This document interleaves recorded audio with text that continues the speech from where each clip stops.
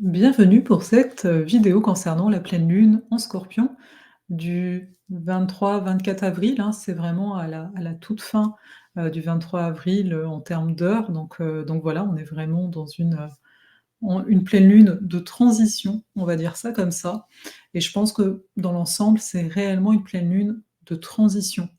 Parce que la nouvelle lune qui suivra nous amènera dans une nouvelle dynamique, alors que là, en fait, c'est beaucoup dû à Mars, à mon sens, qui est toujours en Bélier jusqu'au 30 avril. On est un peu sur le même océan, dans le même bateau que depuis le mois de mars. Donc ça commence à faire. On a ce jeu au niveau des énergies, après je partagerai la carte, hein, comme d'habitude, mais on a ce jeu au niveau des énergies d'observer une renaissance à l'intérieur de nous. Et les personnes qui ont embarqué dans le chaudron de Mercure, hein, où on a 3 rendez-vous et le dernier va être le 8 mai, on a pu voir en fait ensemble vraiment ce jeu de comment petit à petit je me délie de ma blessure originelle. Il faut bien voir que Chiron est dans l'équation. Ce n'est pas toujours le cas, qu'on est dans des périodes d'éclipses, etc. Et j'insiste sur ce Chiron parce que toute blessure humaine est là pour nous donner un chemin vers l'amour véritable de soi. Ce serait un petit peu le principe de dire, pour pouvoir s'aimer, ce n'est pas que dans les belles journées, c'est aussi dans les journées plus sombres. Donc comment chacun, chacune ici, on parvient à s'aimer dans ces blessures-là, on parvient à s'aimer malgré l'incompréhension parfois qui peut régner, dépendant des situations ou de ce qu'on vit, ou vous savez, des fois on va dire ah, ça se répète et je comprends pas le message, et cetera. Il y a vraiment une notion de message, hein, Mercure est toujours rétrograde ici. Donc voilà, c'est ce que je veux dire par là, c'est que là, on va regarder cette pleine lune, mais n'oublions pas le contexte dans lequel on est depuis le mois de mars, qu'on est vraiment dans une période de nettoyage de fond. Donc ça vient toucher les zones inconscientes de notre psyché, ça vient toucher les zones plus émotionnelles, hein. Je ne sais pas si vous savez, c'est beaucoup d'un point de vue émotionnel, au niveau du cerveau limbique qu'on appelle ça, qu'on vient finalement intégrer des informations sur lesquelles, malgré toute la conscience qu'on a de nous-mêmes, on a du mal à mettre le doigt dessus. Donc partons de là, on verra par après, on se le garde un petit peu en réserve, on regardera le degré Sabian de cette lunaison dans l'axe Taureau-Scorpion. Et donc là, je vais vous partager l'écran de suite. Alors, voilà. Donc, nous avons donc ici le Soleil, hein, comme d'habitude, et par ici la Lune, donc la Lune en Scorpion. Donc d'un coup, avec cette pleine lune, on sort de l'accumulation tout simplement de planètes en bélier. On a là, ah, le soleil il sort, ça fait un petit peu de bien, même si on voit que Mars il est à la fin des poissons et qu'il viendra donc quelque part en remplacement du soleil juste après. Donc cet axe taureau, où il y avait déjà Uranus et Jupiter ici, pas anodin, donc cet axe taureau-scorpion, il nous dit quoi? On le voit à chaque année, hein, on passe dans cette zone-là du ciel actuellement, puis après à l'automne. Et pour moi, ça nous rappelle toujours la façon dont on est incarné. Dans le taureau, on a pas mal cette notion de pragmatisme. Donc, quand je dis ça, par rapport à ce qui est vécu actuellement, c'est de dire, par rapport à la situation que je vis, comment je peux être pragmatique par rapport à ça? C'est-à-dire, comment je peux ramener les choses, revenir à une forme d'essentiel qui est ici et maintenant, il y a la belle présence du taureau ici, ici et maintenant, comment sont les choses? Et puis en face, on aura ici le scorpion qui va venir nous dire de quoi tu as peur par rapport à ici et maintenant. La lune, elle nous parle des émotions, elle nous parle des besoins, elle nous parle des peurs, elle nous parle aussi de toutes ces représentations qu'on a pu se faire, à toutes ces, j'ai presque envie de dire, projections qu'on a pu faire par rapport aux gens qui nous entouraient, qui étaient les plus proches. Le fait que la lune soit en scorpion, ça va venir nous demander de regarder, ça va avec l'énergie bélier aussi, hein, cette sorte de sincérité envers nous, d'aller regarder c'est quoi qui nous fait fondamentalement peur. Parce que c'est comme si on va dire telle chose, moi, c'est pas possible. Voilà, ah non, je peux pas m'engager dans ça. Et on va donner, des explications peut-être qui paraissent pragmatiques et qu'on va pas vouloir remettre en question. Et là, avec cette lune Scorpion, c'est à ton voir. Surtout si on voit que c'est une répétition. Si je vois que j'ai toujours du mal à investir dans telle chose, que ce soit de l'argent, que ce soit du temps, en fait, de ma personne dans tel type de choses. D'observer aussi d'un point de vue relationnel, si je rencontre un problème, une complication, est-ce que c'est pas quelque chose que je connais déjà? Donc qui quelque part me donne une forme de confort, même si, ben non, c'est pas confortable, je vis des émotions que j'aime pas. Ouais, mais est-ce que c'est pas quelque chose que tu connais déjà? C'est très intéressant parce qu'ici, nous, on va commencer, pour, ceux qui ont embarqué dans la voie des ancêtres, on va commencer le 21 avril et on va commencer à aller regarder notre carte du ciel sous le regard du transgénérationnel. Donc on va regarder Saturne d'une autre façon. On va regarder la maison 4 d'une autre façon que ce qui est habituel. Je rappelle juste, transgénérationnel ne veut pas dire karmique. C'est pas les vies passées, vous voyez? Parce que des fois, on va poser la question. Donc non, c'est vraiment ce regard en termes de travail, d'aller détricoter, décrypter les choses dont on n'a peut-être même pas conscience. Mais quand on vient dans la voie des ancêtres, c'est que quelque part, l'ouverture, elle est quand même là, OK? Mais donc, ce travail, nous, qu'on va amorcer le 21 avril, mais très peu de temps après, il y aura ces énergies, le soleil est déjà en taureau, sera déjà en taureau. Donc, en fait, ça vient simplement nous dire que il y a une posture d'honorer nos racines, notre corps, soleil taureau, et à la fois honorer en osant regarder ce qui est de l'ordre des ancêtres, ce qui est de l'ordre aussi du passé, mais toutes les parts, en fait, qu'on jugerait a priori, non, je veux pas me rappeler ça et cetera, vous voyez? Donc c'est tout ça, parce que c'est une pleine lune, donc ça porte la lumière sur quelque chose.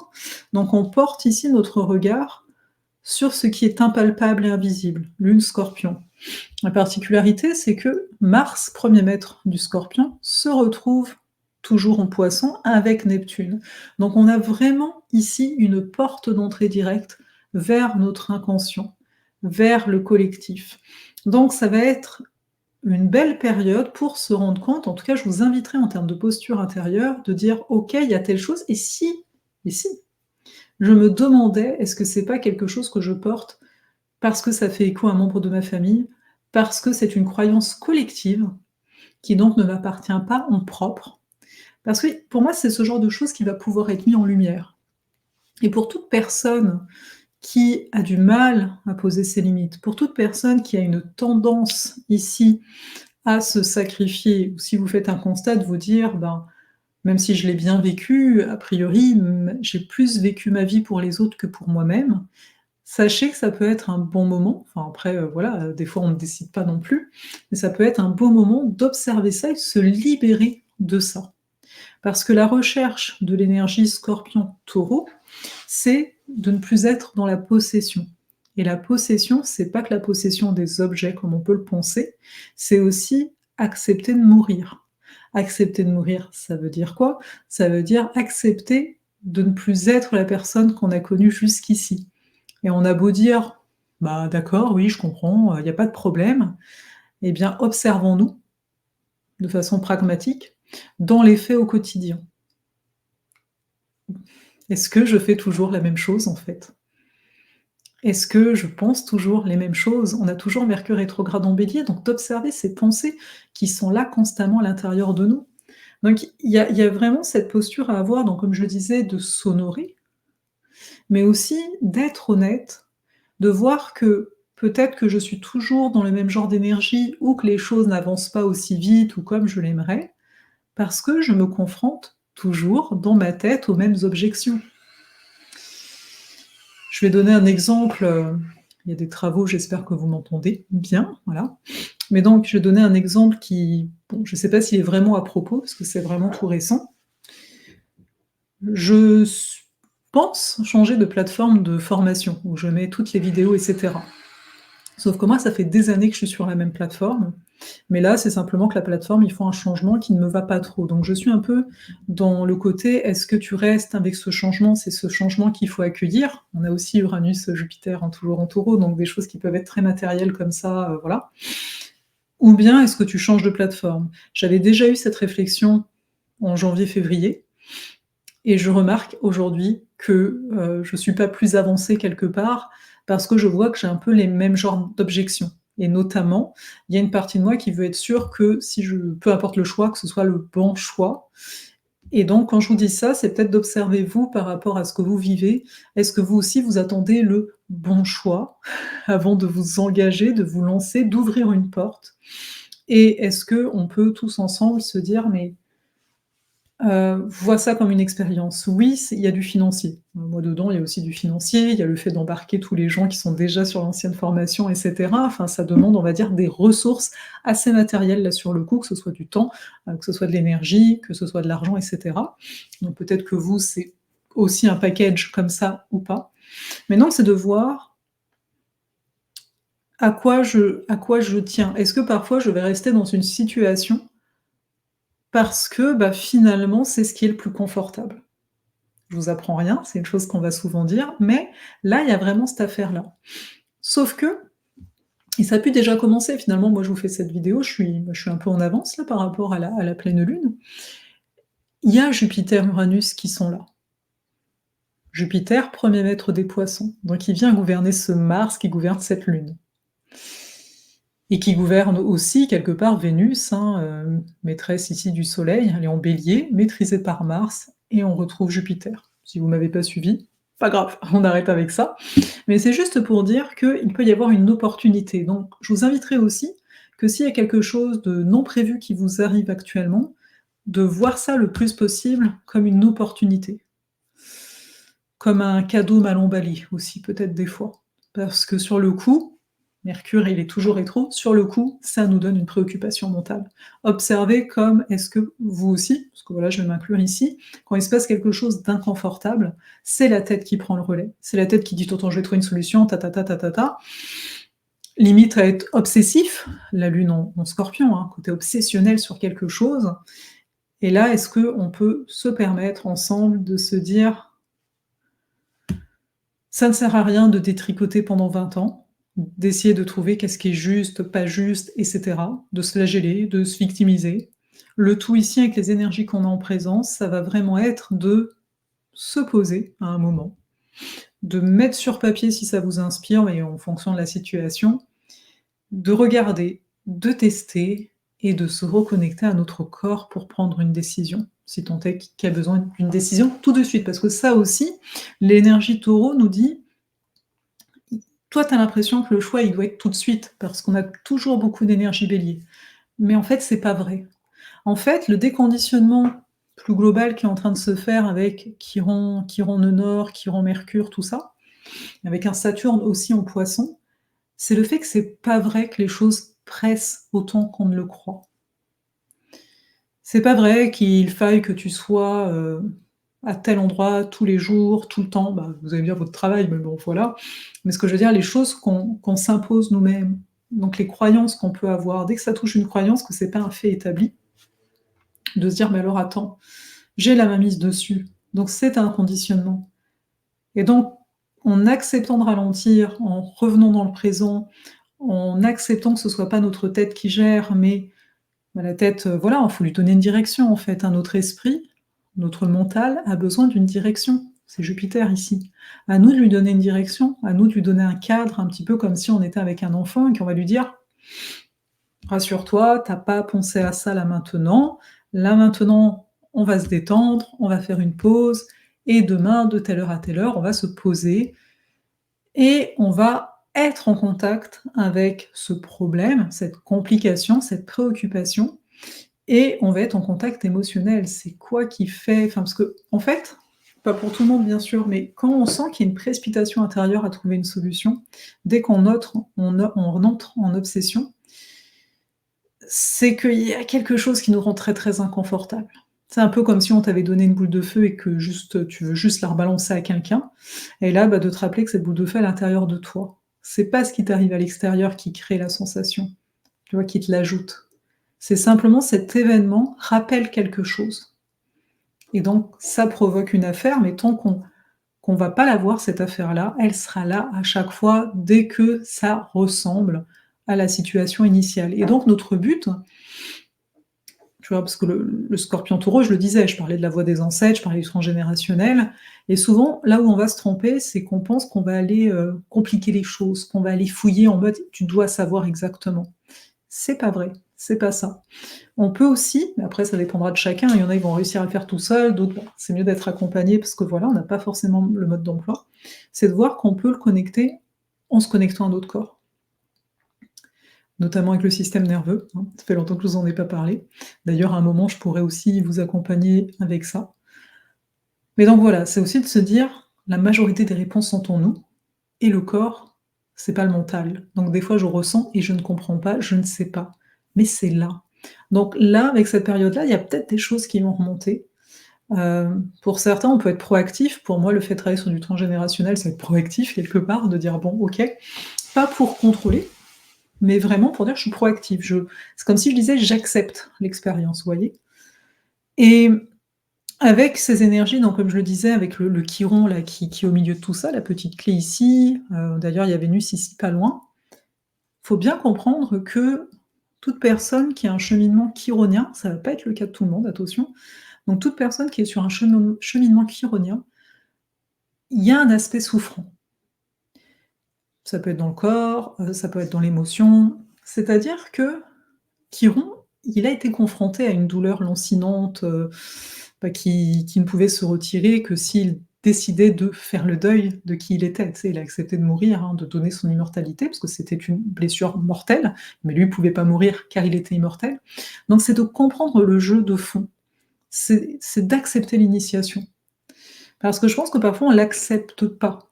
Tu sais, on va dire: «Ah, accepte, tes maux du corps», c'est à un moment, surtout actuellement, c'est accepte l'initiation. Pour moi, dans l'initiation, il y a vraiment la posture très bélier ici, du débutant, de la personne qui sait pas et ça nous fait super peur de pas savoir parce qu'on a été habitué à connaître des choses et cetera et là, c'est de se dire: «Maintenant, je sais pas» et bien sûr, quand c'est souffrant, c'est normal de pas vouloir de ça, enfin, tu sais, il y a une douleur, voilà. Mais des fois, je me demande, je me dis: «Mais si on avait été entouré de personnes, bah, souffrantes, hein, physiquement et cetera, mais qui nous auraient dit: "Bon, c'est une initiation ou en tout cas, ça fait partie de mon expérience ici et maintenant", notre rapport serait sans doute aussi différent. C'est-à-dire que une des souffrances aussi quelque part de Chiron, c'est que même s'il a été reconnu et compagnie, il est resté toujours différent. C'était un centaure qui n'était pas parmi les centaures, hein. Et donc c'est d'observer à notre niveau, elle est où cette souffrance de la différence? Il est où ce point, des fois on va parler d'injustice, tu vois? C'est un peu pourquoi moi ou pourquoi pas moi? Tu sais, ça peut aussi être ça, de dire l'autre tout lui réussit et moi je travaille autant et ça marche pas. Tu sais, ça donne une sensation d'injustice et c'est vraiment ici de voir, elle est où la différence qui fait mal? Elle est où? Parce qu'à un moment, quand la différence qui fait mal est là, bah oui, je vous ramène à votre famille, mais parce que pour moi, c'est le terreau de plein de choses qu'on va comme reproduire, en fait, hein. Quand on va capter c'est quoi cette différence-là et on a tous des mécanismes pour, l'avoir, voilà, pour avoir traversé ce qu'on avait à traverser et on s'entend, des fois on peut être très conscient d'être différent et dire: «Bah oui, bah, je suis différent, bah voilà». Des fois c'est vrai, le «bah voilà», parfois en fait, c'est aussi un mécanisme parce que ce qui est fondamental ici à retenir au niveau de toutes les énergies bélier qu'on a, c'est que oui, le bélier initie, oui, le bélier est dans l'émerveillement, mais le bélier aussi, comme je le mentionnais à un moment, il peut aussi souffrir de la solitude du premier. Vous voyez un peu la notion, le premier de la classe, tu sais? Il y avait plein de gens qui devaient pas l'aimer, le premier de la classe, vous comprenez? Et encore plus quand c'est le côté initiateur, quand tu prends un chemin, je vous en ai déjà parlé, quand on prend un chemin et que les autres, bah, ne l'ont pas pris, tu peux te retrouver un peu tout seul quand même dans ce que tu as découvert, tu sais? Où tu peux partager, mais tu sais, c'est pas tu l'impression de pas vraiment de connexion. Et là, ce qui nous est proposé, vu que Mars, il est en Poisson toujours avec Neptune, c'est de dire: «Déjà refusionne avec toi». refusionne avec cette part-là qui s'est sentie rejetée, qui s'est sentie à côté, qui peut-être se sent encore non reconnue, non vue comme elle l'est et pas comme on aimerait qu'elle soit. Et c'est en cela qu'on va avancer sur ce qu'on appelle l'authenticité, c'est-à-dire cette capacité à montrer toutes nos parts, même celles qui plaisent pas, parce que toutes nos parts n'ont pas à être plaisantes, vous voyez? Et cette vulnérabilité aussi de dire: «Bah, là, j'ai mal. Là, je suis pas bien. Non, là, je suis pas parfait». L'énergie neptunienne en tant que telle, quand vous remarquez, il y a beaucoup de personnes qui vont être, hem, admirées. Alors admirer, ça paraît être très lion comme type de discours, comme type d'énergie. Mais derrière ça, il y a beaucoup de poissons. Parce que finalement, je sais pas, la rockstar ou peu importe même, vous voyez, les personnes qu'on va voir, dont on aime même le discours et cetera. Alors soit on peut aimer le discours et dire: «J'aime le discours», ça c'est une chose, mais quand justement on va s'imaginer, toute une chose autour de la personne, c'est ça, hein, le côté neptunien, c'est je crée une ambiance. Au-delà de ce que la personne dit, je ne discerne plus qu'en fait, bah, là, elle est en représentation, elle me dit des choses. Non, je vais me dire: «Ah, tu vu comme elle est sage?» C'est comme si la personne, elle est comme ça tout le temps. Et là, ça nous met le doigt dessus, de dire à quel point tu vas peut-être parfois te, minoriser, tu sais, Chiron Bélier. Moi, j'ai pas le droit d'exister, tu sais, après tout, il y a toujours la lune noire là qui demande la perfection en Vierge. De toute façon, je suis pas parfait moi, contrairement à l'autre, par exemple. Et donc c'est d'observer ces jeux-là, d'observer, mais en fait, est-ce que tu ne t'illusionnerais pas sur un tel ou un tel? Est-ce que finalement, si tu fais ça, est-ce qu'en contrepartie, tu te minimises. Parce que des fois, on peut admirer, c'est très bien, ça peut être inspirant, c'est très inspirant, c'est très neptunien aussi. Mais jusqu'à quel point je me fais une fausse idée ou une fausse image de quelqu'un ou d'une situation. Des fois, on dit qu'on aimerait vivre quelque chose et en fait, bah, une fois qu'on le vit, par exemple, on se dit: «Ah OK, c'était peut-être pas tant ça». Donc tout ça pour dire quoi? Pour dire que vu que l'axe qui est vraiment activé, c'est Scorpion-Taureau, et donc ça nous sort un peu de toutes ces planètes qu'on a là depuis un moment, ça nous dit bien de revenir dans du réel, de revenir dans notre histoire, pour voir qu'est-ce qu'on se raconte, et sans doute depuis longtemps. Et donc, ça ne nous a pas échappé, il y a le carré à Pluton. Alors, c'est quand même assez régulier, je trouve, les carrés Pluton-Soleil ou Pluton-Lune. Donc, on a déjà une Lune Scorpion. L'ajout qu'ici nous fait Pluton, c'est bel et bien cette notion de deuil, de fait de mourir à soi-même, de laisser mourir certaines possessions, de laisser mourir certaines peurs, mais aussi de voir, sans aucun doute, les liens qui nous retiennent dans la peur. D'observer nos choix, d'observer s'ils partent réellement, bah, de nos peurs, hein, encore, mais s'ils partent aussi de zones de sécurité. Est-ce que je fais des choix pour rester dans ma tour, en fait? Ou est-ce que je fais des choix pour m'ouvrir au monde, comme l'énergie Bélier nous invite assez fortement? Quand je dis l'énergie Bélier, encore une fois, c'est parce qu'on a le nœud nord, on a Chiron, on a Mercure et on a Vénus.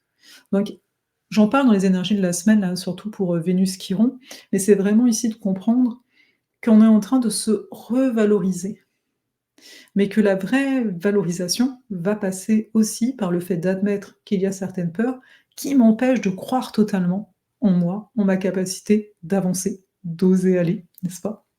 Voilà. Ensuite, bah, j'en parlerai lors des énergies de la prochaine semaine, Uranus-Jupiter.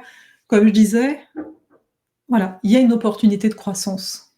Mais l'opportunité de croissance, comment va-t-elle être? Bah, ça va dépendre, OK? Pour ceux qui seraient, dans l'énergie Taureau, Scorpion, Verseau, Lion, peut-être que ça peut être vécu plus violemment, quelque part, un saut plus grand, en termes de conscience, hein, ne serait-ce que ça, ou en termes d'événements qui pourraient se produire. Mais là, je fais un genre de généralité, mais c'est pour comprendre aussi les incidences que ça peut avoir. Le fait est, c'est que là, on a autant des signes, fixes, des signes cardinaux, que des signes mutables. On a quand même une belle condensation, donc là, j'ai envie de dire, un peu tout le monde va être interpellé. Pas de la même façon, mais quand même, on va tous être interpellés à notre niveau. Les gens qui ont beaucoup d'énergie Bélier ou qui sont juste Bélier, juste le soleil en Bélier, là, votre soleil vous appelle, hein, plus fortement. Ce rayonnement vous appelle, le fait d'oser, le fait d'avancer, le fait de dire ce qui compte vraiment pour vous par rapport à la réalisation que vous voulez avoir dans votre vie. Toujours très important quand il y a beaucoup on va dire, de mouvements dans un signe du zodiaque en particulier, s'il y a votre soleil, même s'il n'est pas touché directement, il y a cette énergie qui est présente et tout le collectif est touché par ça, donc ça va vous toucher en assez principalement, en général.